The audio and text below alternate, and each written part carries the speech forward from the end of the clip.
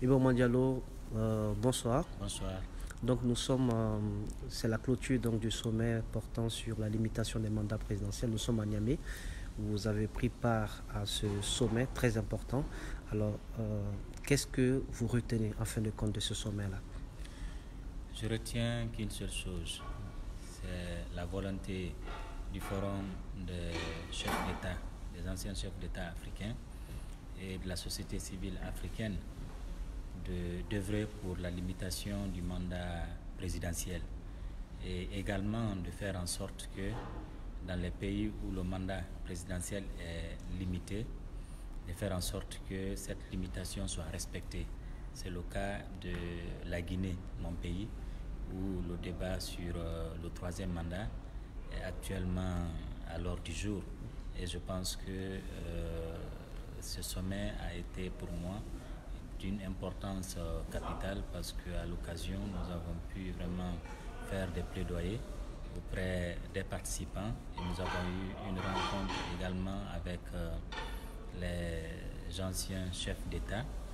Et au cours de cette rencontre, j'ai présenté la situation de mon pays en lien avec le projet de troisième mandat, la volonté du président de la République de briguer un troisième mandat et aussi les risques liés à ces projets et sur la menace de la paix en Guinée et de la sous-région parce que si la Guinée est menacée aujourd'hui, si la Guinée se retrouve dans une situation conflictuelle, il va sans dire que c'est la sous-région qui sera affectée négativement. Donc c'est pourquoi ces chefs d'État-là ont eu une oreille attentive à mon plaidoyer et ont promis vraiment d'user des bons offices et pour ramener le président guinéen à la raison et l'inviter à se conformer à la limite du mandat présidentiel, ce qui a déjà sanctionné la déclaration de Niamey, parce que tous les participants sont arrivés à la conclusion de dire qu'il faut mettre des efforts ensemble pour On a écouté les présidents qui étaient étonnés, notamment l'ancien président béninois, M. Soglo, qui était étonné que le chef de l'État guinéen puisse avoir cette volonté de se maintenir au pouvoir, de changer la constitution. Est-ce que vous pensez que concrètement ce forum d'anciens chefs d'État peut faire quelque chose? Effectivement, et le cas guinéen est spécial. Le cas de M. Alpha Condé est très spécial parce que son arrivée au pouvoir avait suscité beaucoup d'espoir auprès de la population guinéenne, mais au-delà auprès des partenaires de la Guinée.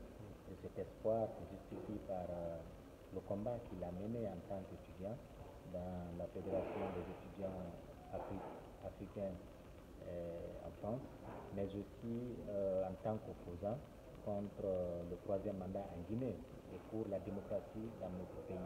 Mais aujourd'hui, si cette personne-là change automatiquement au point que ses anciens amis, ses anciens collaborateurs, ceux qui croyaient en lui, n'arrivent plus à le reconnaître, je pense qu'il y a de quoi à ce que les gens s'étonnent de son attitude d'aujourd'hui. Mais je pense que vraiment, j'ai senti au chef d'État la volonté de pouvoir l'approcher, parce qu'il y a certains parmi eux qui ont affirmé qu'ils l'ont eu au téléphone, même dans ces 2 jours.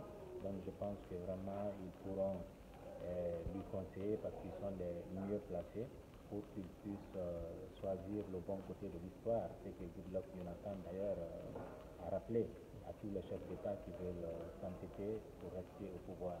Et aussi, ils vont lui faire comprendre que ce qui s'est passé au Burkina Faso devrait lui servir d'exemple pour pouvoir tirer toutes les conséquences de la situation que le pays est en train de vivre aujourd'hui. Merci vraiment. Merci.